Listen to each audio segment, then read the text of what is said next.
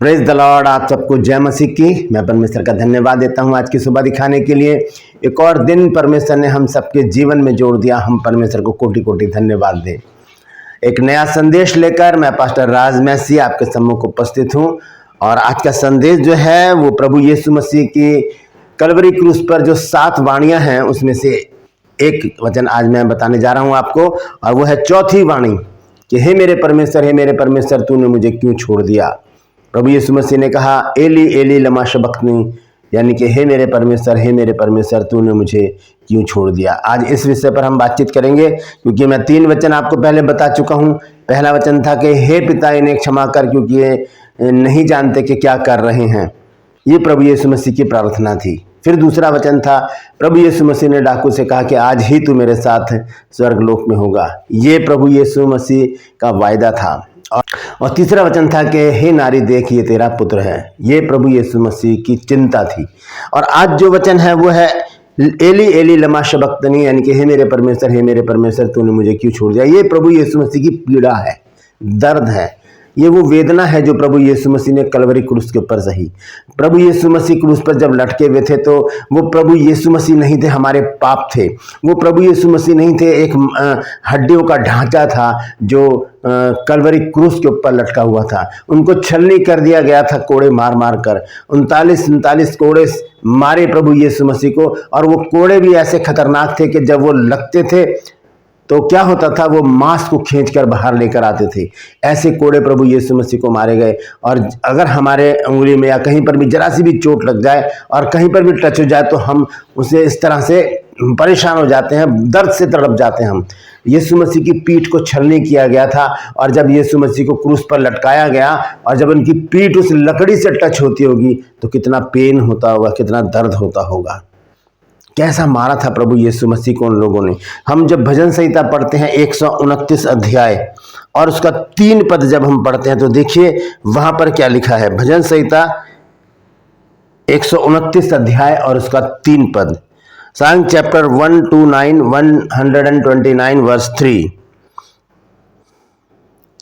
ये बहुत ही दर्दनाक ये वचन है। ये जो आयत है ये बहुत ही दर्दनाक है। सुनिए क्या लिखा है। यहाँ लिखा है हलवाहों ने मेरी पीठ के ऊपर हल चलाया और लंबी लंबी रेखाएं खींची। हलवाहों ने यानी कि किसानों ने क्या किया, मेरी पीठ के पीछे क्या चलाया, हल चलाया। लिखा है कि हलवाहों ने मेरे पीठ के ऊपर हल चलाया और लंबी लंबी रेखाएं खींची। जब किसान जब हल चलाता है खेत में, बैलों को जब वो चलाता है, हाँकता है, तो हल का फाल वो बहुत कस के जमीन के अंदर गाड़ता है। और जब बैल चलते हैं तो क्या होता है, वो जमीन को फाड़ता हुआ वो हल आगे बढ़ता है। जब इस तरह से किसान जो है वो जमीन को जोतता बोता है। उसी का जिक्र यहाँ पर किया गया है कि हलवाहों ने मेरी पीठ पर हल चलाया।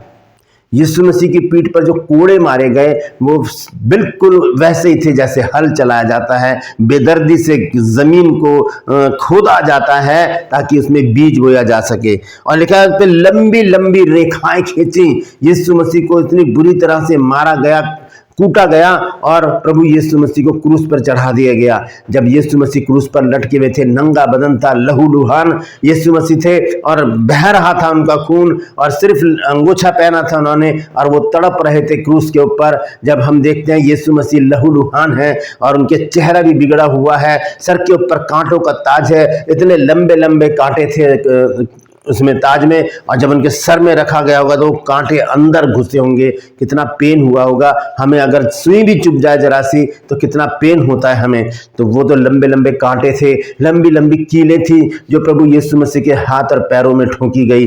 तो वो दर्द प्रभु यीशु मसीह ने सहा है दोस्तों। वह किसके लिए? मेरे और आपके लिए, हम पापियों के लिए।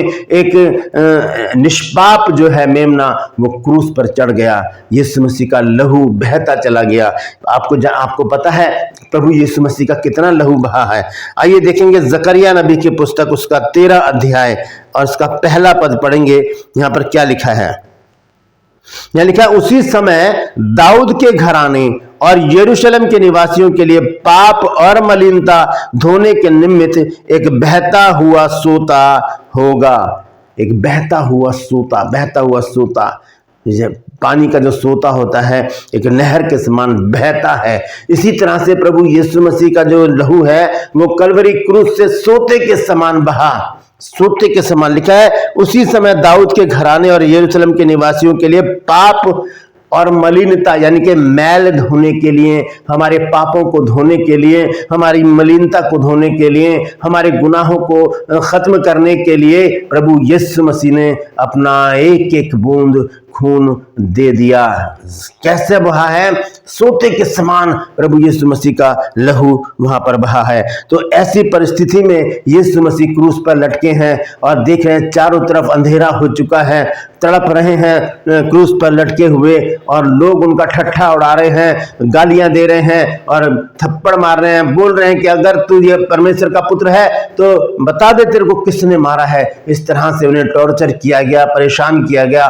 ऐसी परिस्थिति में जब चेले भी यीशु मसीह को छोड़कर भाग गए, ऐसी परिस्थिति में जब वहां पर कोई भी सहायक नहीं था, जो स्त्रियां थी वहां पर बिलक बिलक कर रो रही थी, वो माहौल देखकर प्रभु यीशु मसीह तड़प गए। और तब प्रभु यीशु मसीह ने क्या कहा, आइए देखेंगे। मत्ती रचित सुसमाचार उसका 27 अध्याय और उसका 47 पद। मत्ती रचित सुसमाचार, मैथ्यू चैप्टर 27 वर्स 46।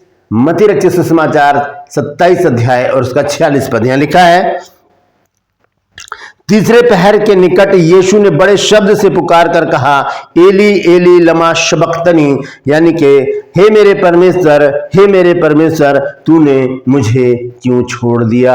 यहां पर प्रभु यीशु मसीह ये नहीं कह रहे कि हे मेरे पिता तूने मुझे क्यों छोड़ दिया, क्योंकि पिता कभी किसी को नहीं छोड़ता। यहां पर परमेश्वर कहा गया है यीशु मसीह के द्वारा। इसका मतलब प्रभु यीशु मसीह ये दर्शाना चाहते हैं कि अगर हमारा संबंध परमेश्वर से बाप बेटे का नहीं होगा तो परमेश्वर हमें छोड़ देगा। हमारा संबंध परमेश्वर से एक पिता और पुत्र का होना चाहिए। यहां पर प्रभु यीशु मसीह कहते हैं एली एली लमा शबक्तनी, जिसका अर्थ है हे मेरे परमेश्वर तूने मुझे क्यों छोड़ दिया। क्या परमेश्वर ने छोड़ दिया था प्रभु यीशु मसीह को? क्या परमेश्वर ने यीशु मसीह को उस समय त्याग दिया था? क्योंकि हम बाइबल में पढ़ते हैं, बाइबल हमें बार बार बताती है कि मैं तुझे कभी ना छोड़ूंगा, मैं तुझे कभी नहीं त्यागूंगा। जब हम देखते हैं इब्रानियों की पत्री 13 अध्याय और उसका 5 पद, तो देखिए यहां पर क्या लिखा है तुम्हारा स्वभाव लोभ रहित हो और जो कुछ तुम्हारे पास है उसी पर संतोष किया करो, क्योंकि उसने आप ही कहा है कि मैं तुझे कभी ना छोड़ूंगा और ना कभी तुझे त्यागूंगा। उसने आप ही कहा है कि मैं तुझे कभी नहीं छोड़ूंगा, मैं तुझे कभी नहीं त्यागूंगा। ये किससे कहा है? मुझसे और आपसे कहा है। तो फिर यीशु मसीह को क्यों छोड़ दिया परमेश्वर ने? क्यों कहना पड़ा प्रभु यीशु मसीह को कि हे मेरे परमेश्वर तूने मुझे क्यों छोड़ दिया? क्या परमेश्वर ने छोड़ दिया था यीशु मसीह को? ये बात जो है ये भजन संहिता 22 अध्याय के पहले पद में भी लिखी है कि हे मेरे परमेश्वर तूने मुझे क्यों छोड़ दिया। उसी बात को प्रभु यीशु मसीह यहां दोहरा रहे हैं और वो कहते हैं कि हे मेरे परमेश्वर तूने मुझे क्यों छोड़ दिया। क्या सच में परमेश्वर ने प्रभु यीशु मसीह को छोड़ दिया था? बहुत बड़ा सवाल है ये, और इसका जवाब है हाँ। थोड़ी देर के लिए परमेश्वर ने प्रभु यीशु मसीह को छोड़ दिया था। इसका बहुत बड़ा कारण है। इसका एक कारण तो यह है कि प्रभु यीशु मसीह के ऊपर मेरे और आपके गुनाह पाप नजर आ रहे थे।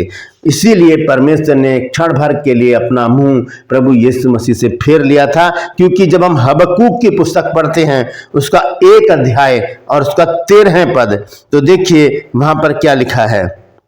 यह लिखा है तेरी आंखें ऐसी शुद्ध हैं कि तू बुराई को देख नहीं सकता और उत्पात को देखकर चुप नहीं रह सकता। फिर तू विश्वासघातियों को क्यों देखता रहता है, और जब दुष्ट निर्दोष को निगल जाता है तब तू क्यों चुप रहता है। निर्दोष को निगल रहे थे वहां पर लोग, वहां पर परमेश्वर चुप था, क्योंकि उसकी आंखें ऐसी शुद्ध हैं कि वो बुराई को, पाप को, अशुद्धता को देख नहीं सकती। और जब परमेश्वर ने देखा यीशु मसीह के ऊपर हमारे गुनाहों को, तो अपने मुंह को थोड़ी देर के लिए फेर लिया।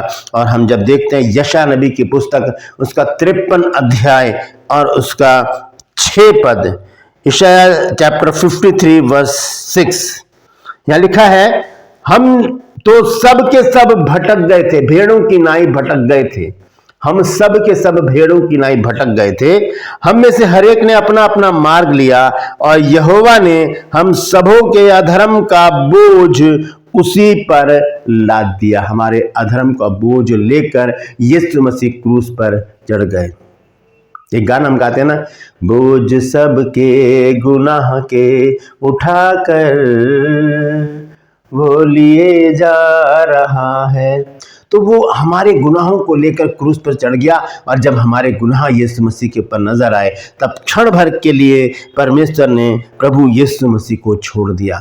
देखेंगे हम यशायाह नबी की पुस्तक, उसका 54 अध्याय, यशायाह चैप्टर 54 वर्स 7 और 8, 7 और 8 आयत में लिखा है, क्षण भर ही के लिए मैंने तुझे छोड़ दिया था, परंतु अब बड़ी दया करके मैं तुझे फिर रख लूंगा।